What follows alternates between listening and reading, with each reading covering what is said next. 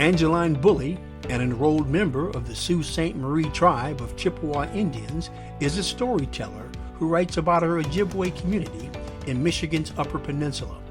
She is a former director of the Office of Indian Education at the U.S. Department of Education. Angeline lives in Southwest Michigan, but her home will always be on Sugar Island. Firekeeper's Daughter is her debut novel and was an instant #1 New York Times bestseller. Thank you so much for taking time out of your, I'm sure, very, very hectic and busy day to get a chance to talk to us at the Black Experience about your incredible book and your incredible journey. So thank you. I know that our viewers will be very excited, to get a chance to hear about your story and about your book. So again, thank you. I'm really happy to be here with you. So obviously I want to talk about your phenomenal book, but one of the things that's so interesting to me, and I think very inspiring to young people, and that's really our mission, is to help inspire and empower young people and to help eliminate racism, is people's journeys, where people begin, and talking about family and mentors and role models and champions growing up, and the role of family. And would it be okay if we started there? Sure. Wonderful. Sure. So tell me about where you grew up and the importance and the relevance of family and, again, parents, grandparents, siblings, and that nature. Sure. So I grew up in New Buffalo, Michigan, a very small town about an hour outside of Chicago, but it's the first town you hit in Michigan. And my dad is Ojibwe. My mom is not Native. And so we grew up away from the reservation, but we went back north to Sault Ste. Marie and Sugar Island every summer to visit family. So really close with our grandparents there on the reservation and cousins. So I always had a family connection. I always had a connection to the land, Sugar Island, which is where my tribe originates. And so just always had that close relationship with cousins, even though we didn't live, even though I didn't go to school there. Okay. And so you talk about Sugar Island, and that's where the Ojibwe originated from? That's where my band, my family, comes from. Yep. And how long ago was that? Do you know? Gosh, my family traces back to Sugar Island for, as far back as we tell, our stories. And Sugar Island is a tiny island between Sault Ste. Marie, Michigan, and Sault Ste. Marie, Ontario. And so back then we had family along both sides of the St. Mary's River and, and on the island. And that, we had family and before there was an international border. Okay. So as an Ojibwe, the role that played in your life and the importance that your father put upon that. Can you talk a little bit about that? And, where you were, since you weren't on the reservation when you were in school, what was that? Were there any challenges in terms of that? Well, we were the only Native family in town. So I think what people thought of Native Americans was what they thought of the Boulley family. And, so it was a positive connotation. The experience of my cousins living in Sault Ste. Marie was very different. A lot of my skin tone plays a big part in identity at times. So I'm lighter skinned. My father's darker. My siblings are, various shades.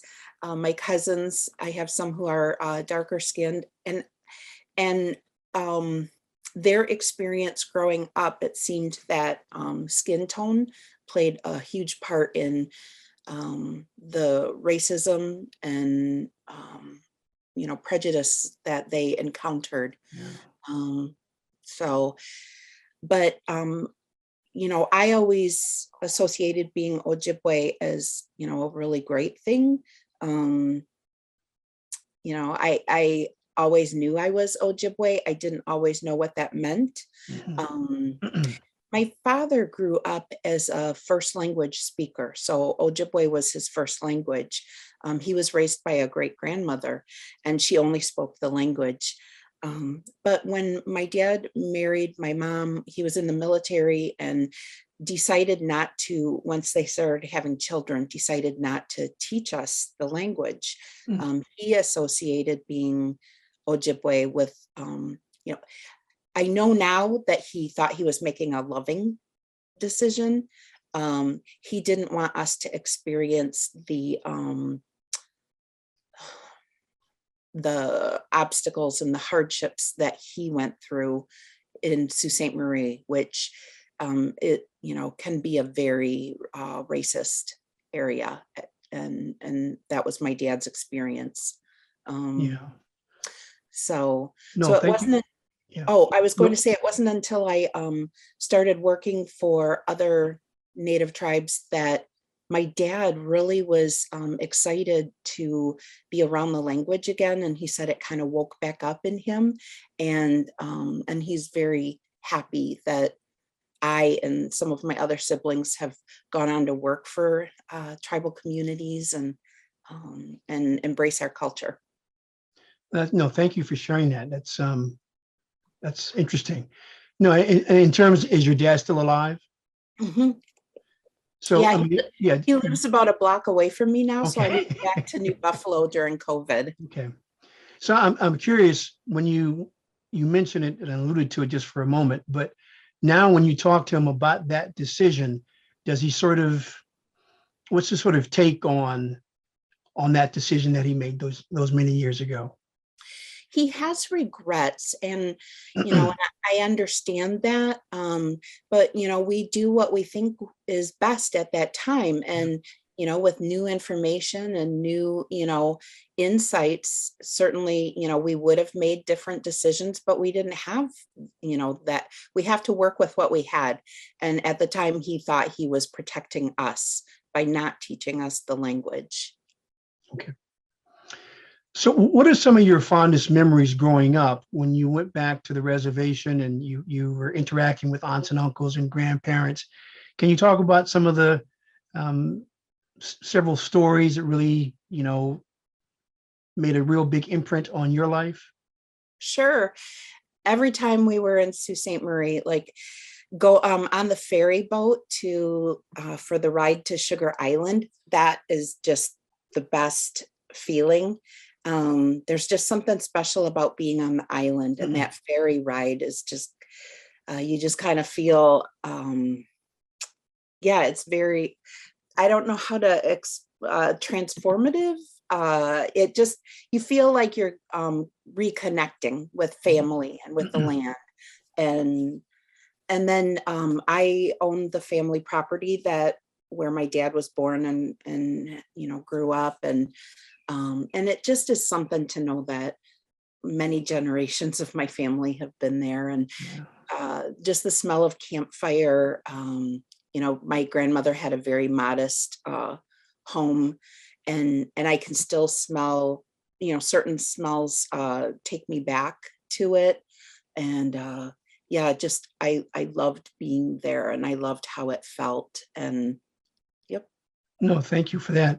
And is there, excuse me, in terms of the Ojibwe people, is there something that you would like to share that you feel is unique and special about the people? I think there's a world view or a life view that a connectedness, a cyclical way of just being in balance. There's that, and that's.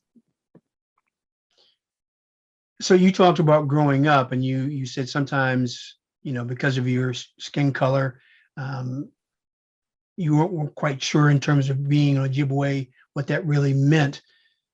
Is there when people would ask you, or I guess if relatives came by in your community, because you're saying you were the only non-Native American family in your community, what was that sort of like? Yeah, we were the only Native family in our community. Um, uh, even though my dad didn't teach us the language, he couldn't not be Ojibwe.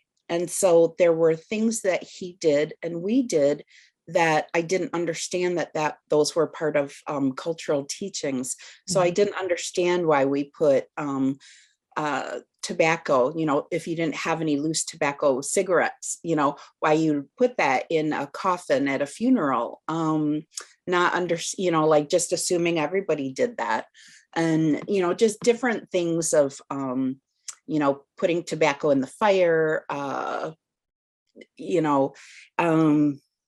setting a place with just a few spoonfuls of food from every dish and having that spirit plate. Like, there's just things that we did that,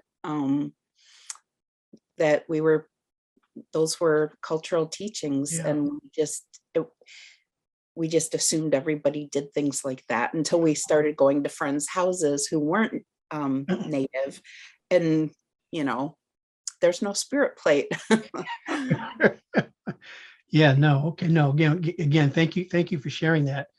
So tell me then, your path to being a writer, a novelist, where does that sort of begin? Well, I had the idea when I was 18 for my story. And I went to college. I didn't study creative writing. I ended up working for Indian tribes. My background was in business and then later public policy. And I wrote grants. Every community I've ever worked for, whatever my job title was, in addition, I always wrote grants. And when I started figuring out the puzzle pieces to the story idea I had, and I was ready to start writing it, I felt a lack of confidence because I didn't have a background like any other writer I had heard about. But then I thought about my grant writing as storytelling, because every time you write a grant, you're creating a compelling narrative in 40 pages or less about your community, the issue that you want to address, why you picked that approach, how you're meeting your benchmark, your objectives, and why you should be trusted with the funding. And having been a grant reviewer, a peer reviewer, I knew that many reviewers, they don't know anything about your community. And so writing with, introducing the stakes, what is at stake, creating some tension, and then providing some resolution and how you can address, these issues. I realized that I was a storyteller. It was just that my training was very different. That's fascinating. But it didn't make it any less valid. And so I, stopped having that that confidence issue. It was like, no, I am a writer, I am a storyteller. And so, yeah. That's interesting. And so how long, in terms of your grant writing, how many years were you involved in that? My career with tribal communities was about 20 years. Okay. In Indian education. And then I ended up in Washington, D.C. I worked for a company, a Native American woman owned small business that did contracting, federal government contracts. And I worked on 2 contracts for the U.S. Department of Education. And then I ended up working for the department as the director for the Office of Indian Education. And so in that position, we awarded $175 million a year to public schools, tribal schools, other entities to improve Indian education in public schools, because between 92 and 93% of all Native American students attend public schools. And it's really important to have accurate information, accurate representation. And so, yeah, that was, yep. So it was a long career working in Indian education. So you talk about you had the idea when you were 18, and I'm curious in terms of, you said, you took sort of a non-traditional path to becoming a novelist. When you look back in terms of inspirations, again, family, friends, mentors, was there anyone that you sort of look back on now and say, I really appreciated that insight that sort of maybe gave me a little bit of spark to pursue a creative career? I have, my great-great-grandmother, the one who raised my father, she only spoke the language, and she actually is part of a book called The Dog's Children. And in the 1940s, she traveled to meet with the Yale Linguistics Society, Okay. along with her daughter. And she told stories in Ojibwe, in the language, and then her daughter and the linguists would translate. And so the book is published, and on one side it's the story as told by my grandmother in the language, and on the other side is the translation. So knowing, like, she was an inspiration to me, that this person who had never left Michigan, makes this trip in the 1940s when she's well into her, 80s, I believe it was, and contributes this. Yeah. I mean, yeah, the transcripts of her stories are in the Smithsonian. And so, yeah, that was a real big inspiration. Yeah, no, that's amazing. That's really quite remarkable. And you have a copy of the book? Yes, I do. I'm like looking to see if I have it with me. Oh, wouldn't you know? No, that's all right. No, but wow, that's really powerful. I mean, to be able to have that as a resource and a family history, that's extraordinary. You're Yes. You're very lucky, very blessed. That's fantastic. So then tell me then where you talk about having this idea when you were 18. Talk a little bit about where that sort of came from. Sure. I was a senior at New Buffalo High School, and one of my best friends went to a school just across the state border in Indiana, and we worked together and on the weekends. And she told me about a new boy senior year that she thought might be my type. Friends looking out for friends, and I was intrigued, so I would ask about him, and she, would every few weeks, she'd, tell me new information about him. And then she said, I don't think he's your type after all, because, well, he didn't play sports. So that was a deal breaker for me. And he hung out with all of the really hardcore partiers. And as they say, that was not on brand for me. So, so I never met him. But a month before graduation, my friend said that there had been a huge drug bust in their community. And it turned out that the new guy had actually been an undercover cop. So, and this was before 21 Jump Street. So it was like, what? And I remembered thinking, what if we had met? What if our paths had crossed and we liked each other? What if he needed my help? And then just this idea of, why would some undercover drug investigation need the help of an ordinary 18-year-old Ojibwe girl? And that was the idea that has stayed with me and is now in a book. That's a great origin story. Yeah. So you were really into sports, I guess? Yes. Yeah. What did you play? I did basketball, volleyball, track, and then I had done cheerleading 2 years, but I didn't really care for it. So yeah, my favorite was probably track. So track and field. What did you do in track?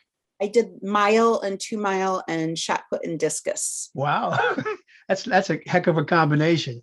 Yeah, I was a sprinter, but I couldn't do a mile or 2 miles. Way too much. Yeah, I was not fast, but I could I had endurance. I could outlast anybody. That's great.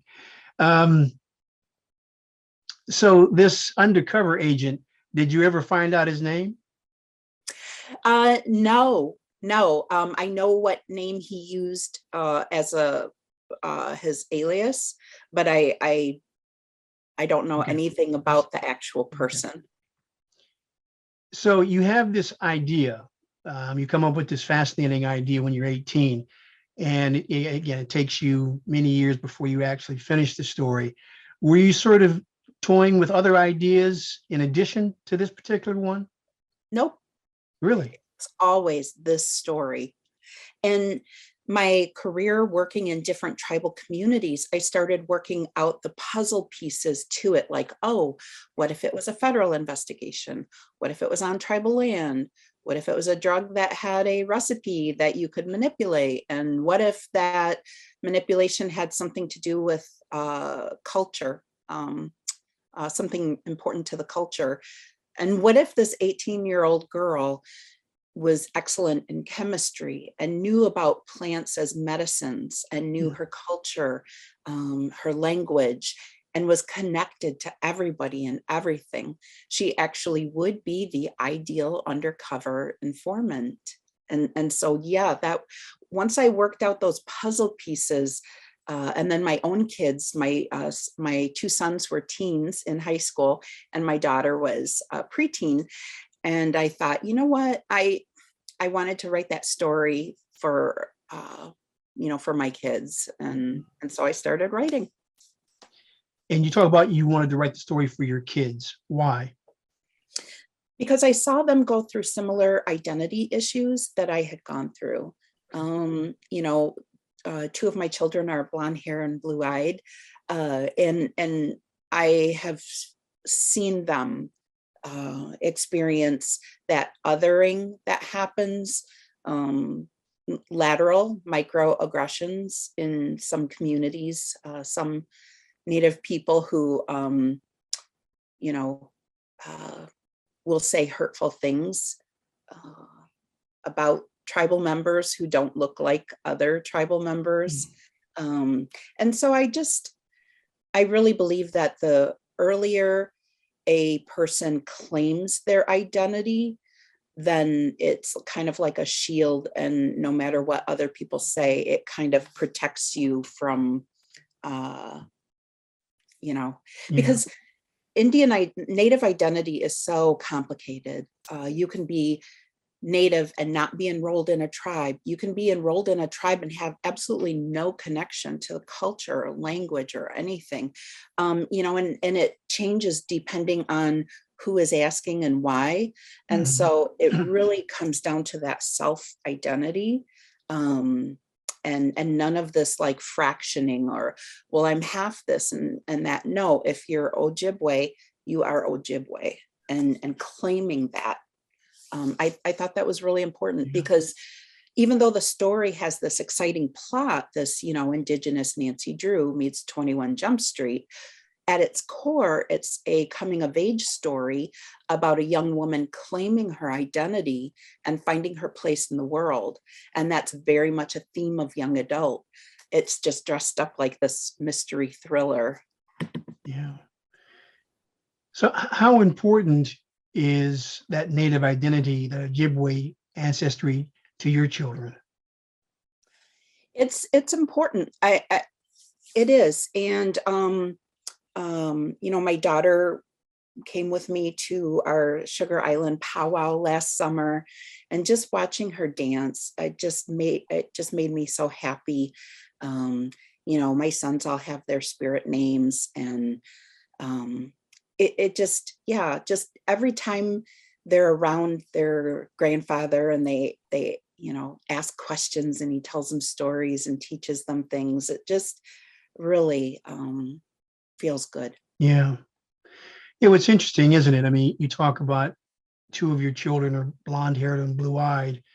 And I mean, as a Black American, it's having a similar circumstances with how we view each other, even as Black people, and, being light skinned, being dark skinned. My children are mixed, and it's trying to figure out that identity about who you are, and then how people see you and how you're trying to fit in. And it can be very stressful for young people and trying to navigate that path. So it's wonderful that you've been able to figure out how to do that within your own family, and then be able to share that experience, with the world. So that's fantastic. So tell me then about, once you sort of figured out the puzzles to the story, in terms of your routine, when you decided to write, how many hours a day, can you kind of walk me through that process? Sure. So when I first started, I would get up an hour before the kids, and I would have my cup of coffee and be at the family computer, just writing away. And I loved that time. I'm not a morning person, but I began to love that time because it was quiet. I felt refreshed. And so then I started getting up 2 hours earlier. And I would, write pretty consistently each morning, during the week. And then on the weekends, it would kind of depend what was happening with family and other things. But when I lived in Washington, D.C., by then my kids were all graduated from high school. And so I was getting up at 4:30 in the morning to write from 5 until 8:15, and then getting ready for work. And I knew exactly like when I had to leave my house in Alexandria in order to be at my desk in DC by 9:30, which was the latest you could flex, start Yeah. your work day. So, mhm. So you're doing that for over 3 hours during the week, and then was that sort of maintained as a routine, and from the time you kind of really started until the time you finished? Yeah, I mean, there were times when I didn't write as much. I went through a divorce during that time. I relocated to Washington, D.C. I mean, there were a lot of life things that happened. And so there were times where I did have to set aside the writing, but that voice, that spark of an idea would just grow stronger and stronger. And I would find myself coming back to try one more draft. I would work on improving my writing skills.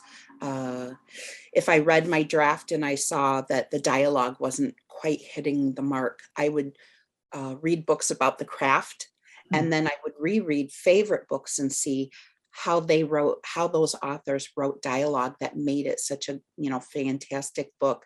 I would do that with different things, dialogue, plot, character development, That's all of interesting. that. Yeah. Yeah.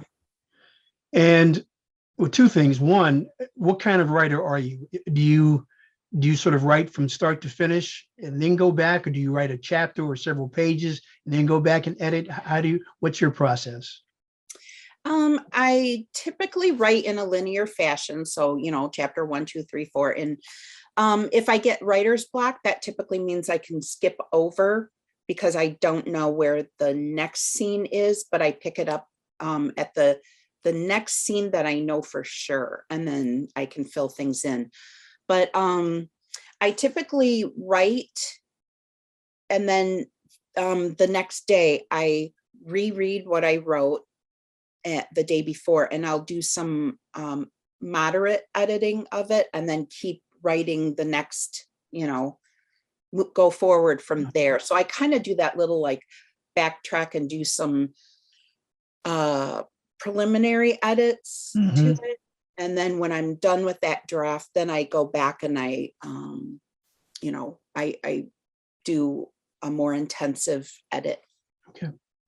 And do you tend to, when you finish a draft, do you tend to edit it right away, or do you sort of put it aside for a while and sort of get back to it with fresh eyes? Yeah, I do. I set it aside for, you know, at least 2 weeks, if not more.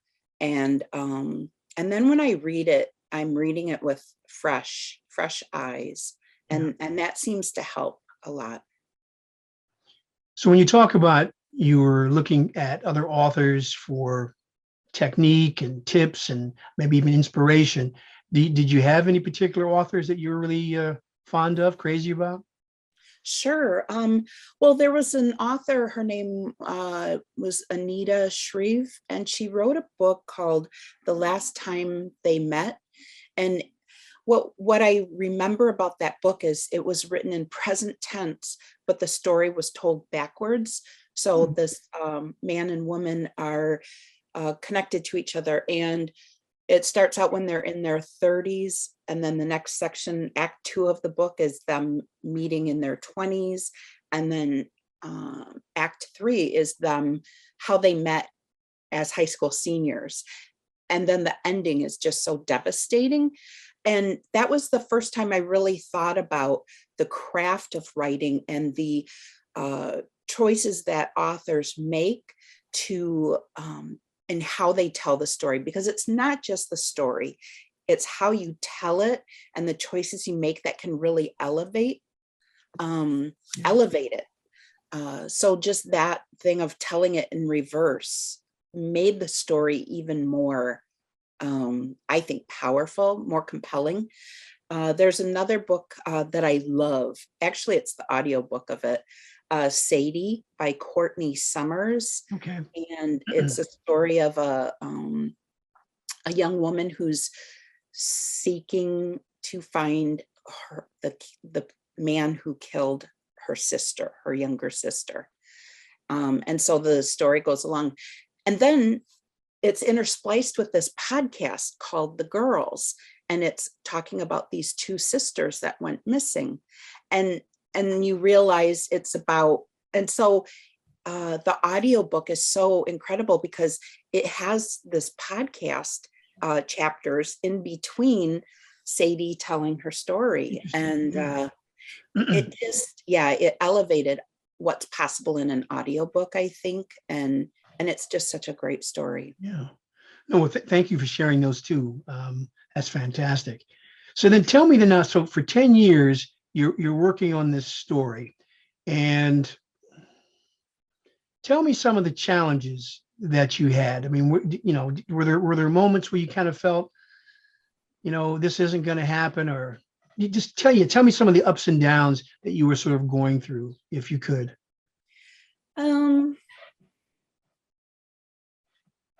I think early on it was some struggling, but once I learned about the hero's journey and realized that I wanted to tell the hero's journey from an Ojibwe young woman's perspective and using the medicine wheel as a cultural framework for telling that hero's journey, I knew that my book would be published.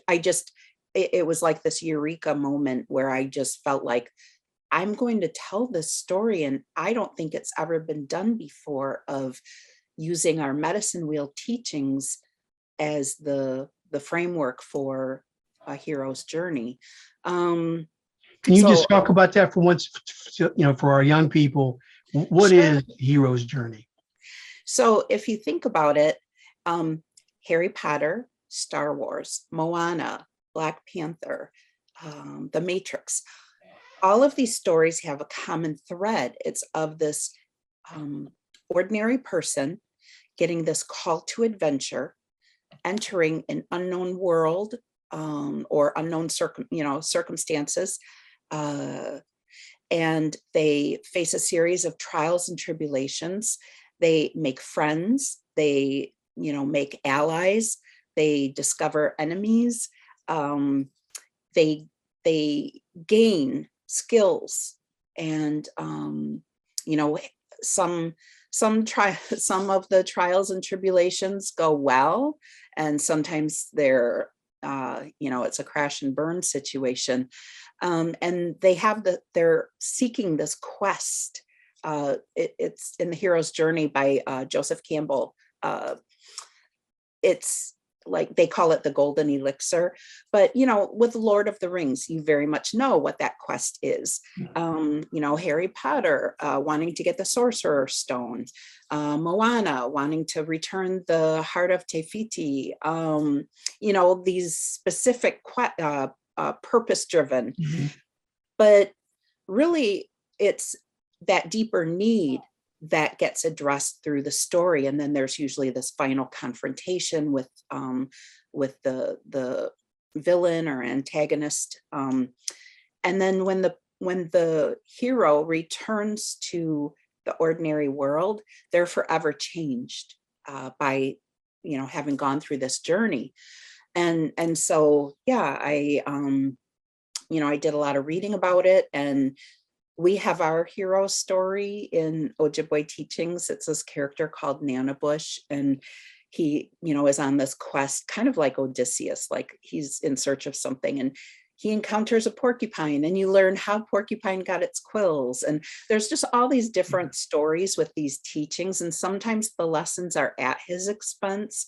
But I really wanted to tell it from an Indigenous young woman's point of view, and what it's like growing up and coming of age as an Indigenous person in Michigan's Upper Peninsula. No, well, thank you for explaining that. Thank you so very much. So you mentioned something, you talked about the medicine wheel.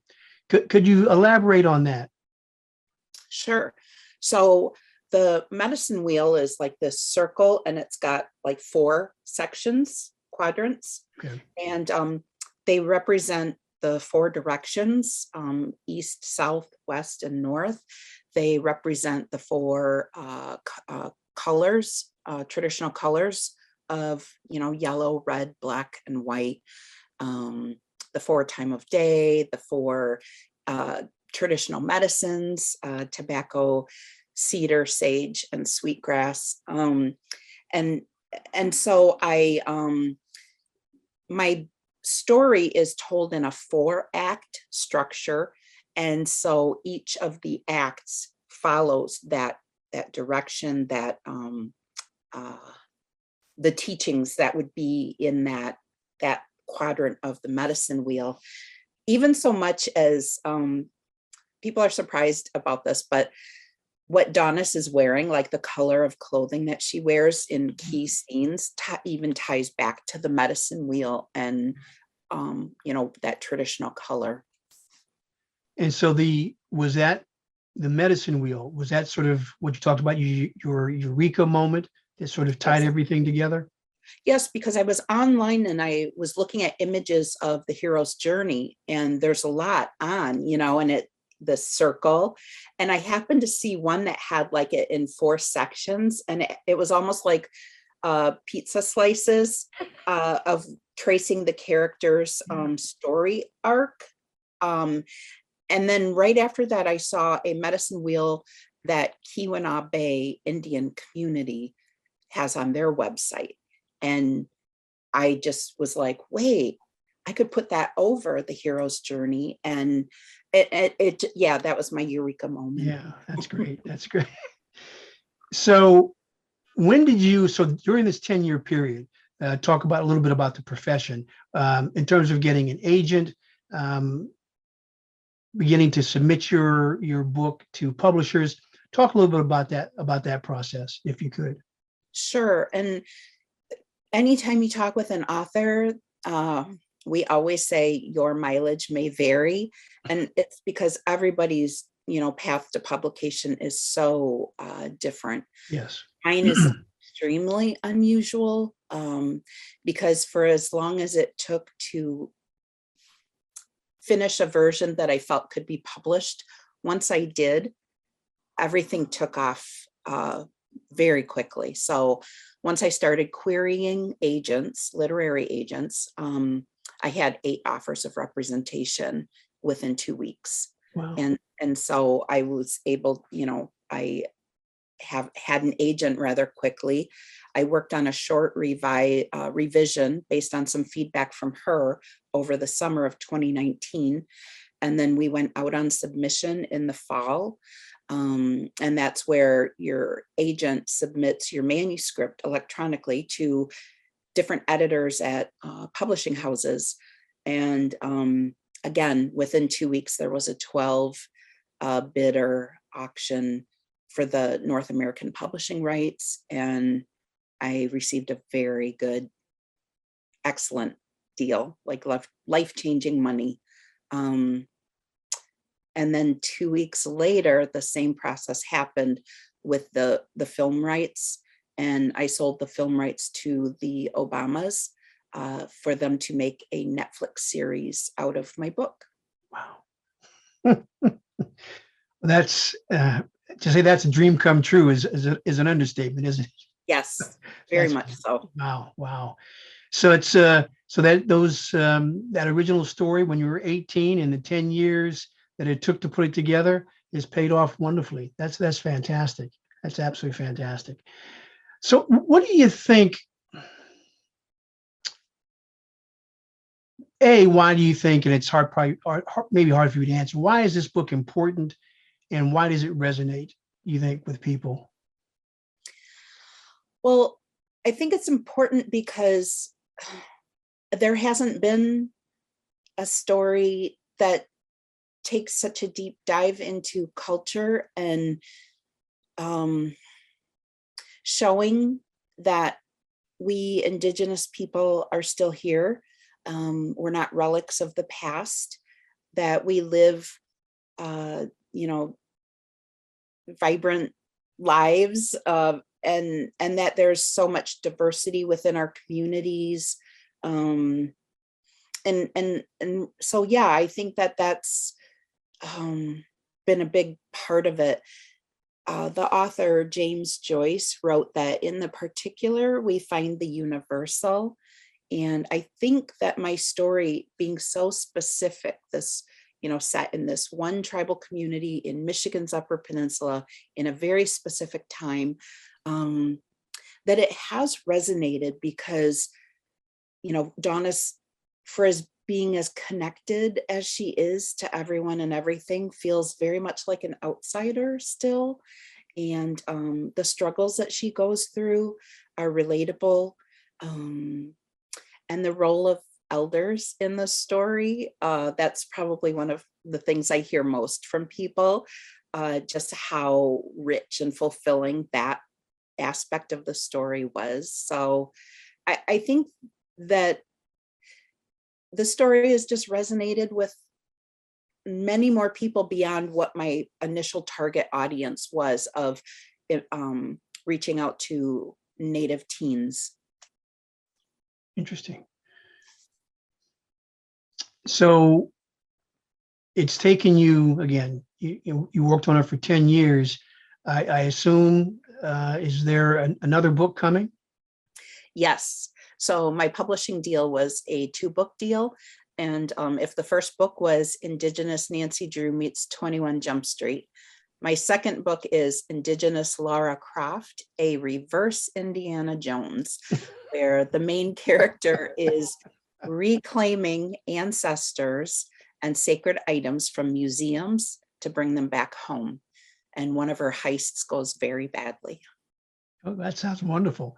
Mm-hmm. And what kind of time frame have you been given or you're giving yourself? Oh my gosh. So I had 10 years for book 1 and 10 months for book 2. Wow. I'm on like month 9 and I'm just, very anxious about. Are you close to being done? I have so much work to do. So that's fascinating. So now, obviously, you talked about. Well, I assume I shouldn't assume. Are you writing full time? In theory, yes, but I love engaging with readers. I just came back from the Tucson Book Festival, which is the 3rd largest book festival in the country. I had a fantastic time there. And I love doing things, reaching out. Sometimes I'll pop into someone's online book club. I do school visits. I do other speaking events. I'll be going to London next week, and just really enjoying so much about this journey, because I know that what's happened is so it's so rare, and it doesn't usually happen to have a debut author debut at age 55 to really commercial and literary success. in the debut novel. So I'm fortunate and I'm extremely grateful, and I just want to enjoy the ride. Yeah, no, that sounds wonderful. So you talked about, early on you spent 3 hours a day. And I know you just talked about other things you enjoy doing, but are you still reaching that goal? Or are you writing more now? No, I go days sometimes without writing. I can write in hotel rooms, but typically days where I'm in airports, and on planes, I can't write on airplanes or in airports. So yeah, so that's kind of Okay. disrupted some things. So obviously, the book has received phenomenal praise, but you talk about going to different events or going on online events. Um, have you come across anything negative? And if you have, how do you sort of process that? Um, I the beauty of getting a book published when you're in your mid 50s is that um, you care less about what people think. Yeah. Like, you don't take it as personally. So my thought is I wrote this story, but once it's on the bookshelf, and someone buys it or checks out that book, it's not my story anymore. It becomes theirs, and I don't have any control over how they take that story. And so if someone doesn't like it, that's fine. Not all books are for everybody. So the only thing that bugs me is when someone does a negative review and then they'll tag me on it. Like, well, what am I supposed to do? It's published. I'm not going to go back and change anything. Right. So there's that. But really, the response has been very positive. Yes, no, certainly. Yeah, I was just curious about, and you answered that. I guess as we get older, hopefully our skin gets a little thicker, right? So that's Very much, yeah. um, so then tell me one of the last couple of things, and I greatly appreciate you taking time out of your busy day. Talk about if you wanted to give advice to young people about being a novelist, being a writer, what are some of the things that you would stress? That publishing is overwhelmingly white, and it's really that our stories add so much to literary canon, and have been underappreciated for an extremely long time. Some of that is changing, but it's changing slowly. But that our stories provide, a fresh view. Even retellings, when you take like a fairy tale and do a retelling and make it specific to your culture or your community or a specific time, that just enhances the story. So I would say, okay, so writing advice. My dad always says that Indigenous people were the first environmentalists because we only took what we needed and we'd leave the rest behind for somebody else. And I feel that way about writing advice. Whenever you hear advice, if it resonates, rings true to you, then embrace it. And if you get advice and it doesn't quite hit the mark, it's okay to leave that behind. I did get one piece of advice from a mentor who I respect so much. And they said, first time authors tend to bite off more than they can chew. Maybe you should just focus on, a smaller part of your story, and not try to tell this big story. But again, being in my 50s I was like, this might be my only story. So I'm going to make it as epic as possible. And so I disregarded that advice. And of course it all worked out pretty well. That's great. So any other little golden nuggets for young people? Write the story that you wish was on the bookshelves.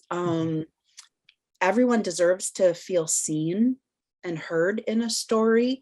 And if you haven't found yours, if you haven't connected with a story, maybe that means that your story is needs to be on the shelf and just to pursue it. It's a way of expressing yourself, your creativity, your spirit, and we have important things to say. Yeah.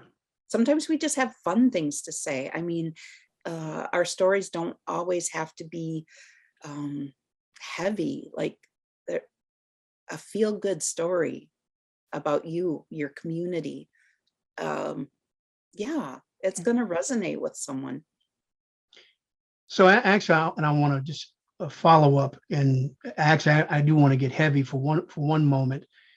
Where do you see? Obviously, we live in a very difficult time now in terms of race relations and how people perceive one another. You know, how we react to one another. What's your sort of view on, in terms of Native Americans, where we are today, and where do you see the future for sort of Native Americans and their plight, in their situation? We have prophecies that talk about a time, a resurgence, and I think that through our stories, through people reconnecting,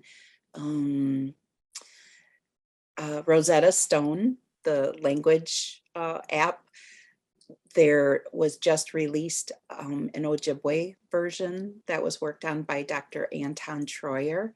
Mm. And, so more people connecting with the language. My book, having Ojibwe language and not providing a glossary, those are changes. That's really saying something about our place in the world. So I just, okay, I'm going to say something here. So my publisher never has said anything about this to me. This is all mine. I was so worried when my book came out, because I had gotten a huge advance and because my publisher was investing a lot in marketing the book, that if it hadn't been a success, if it hadn't made the New York Times bestseller list, I worried that it would be a very long time before a big 5 publisher took a chance on an unknown author like myself. Mm-hmm. And so when you're part of a community, there's an added responsibility that your success or your lack thereof, that it's going to impact other people from your community. And so I did stress a lot about that. And so I have won some, incredible awards, and I'm, those awards are the things that, like, I've written the book, I've done my part. I can't control things like, the bestseller list or the awards. Those are decisions that I have nothing to do Right. with. But it means a lot to me because of what it means for other writers who are Native, and what other publishers can see as possible. Yes. That there is a market for our stories. No, thank you for sharing that. And I can only assume your father must be overjoyed with your success, and also telling his story, the family story, right? That's fantastic. So last thing I'm going to ask you, what's it like working with the Obamas? And I'm going to let you go. I haven't met them. Okay. I've been working with the executives, but when I was living in Washington, D.C., I did get to go to the offices where Higher Ground is, and the Obamas have their offices there as well. And I was talking with, as you can see, I'm very animated. I was talking with one of the Higher Ground executives, and I was seated in front of a wall of windows leading that between the office and the hallway. And I'm talking, I'm gesturing, and out of the corner of my eye, I see a tall Black woman with shoulder length hair, And I was like thinking to myself, was that Michelle Obama? And then I found out later it was, and she was going to stop in the office and introduce herself to me. But because she saw me gesturing, she thought that I was like in the middle of some, story that she didn't want to interrupt. So I was like, that's just how I talk. Next time, please, please, please. That's wonderful. That's wonderful. Well, no, well, again, thank you for taking time out of your busy day. And, we look forward. When is the next book due out? Supposedly this time next year, but I'm not sure. I'm really pushing my way. And does it have a title yet? It does, but we have not released it yet. Okay. All right. No, we're gonna make a big to-do about the title and the cover, and yep. That's very exciting. Well, no, congratulations. And you really, perseverance is one of the keys, isn't it? I mean, you really persevered and stuck. It goes back to that track. I'm not the fastest, but I will outlast anyone. Yeah. Well, continued success. We look forward to reading the next book. And I know our audience will be very excited about what you've been able to accomplish. And thank you for sharing your insights and your dreams. Thank you so very much.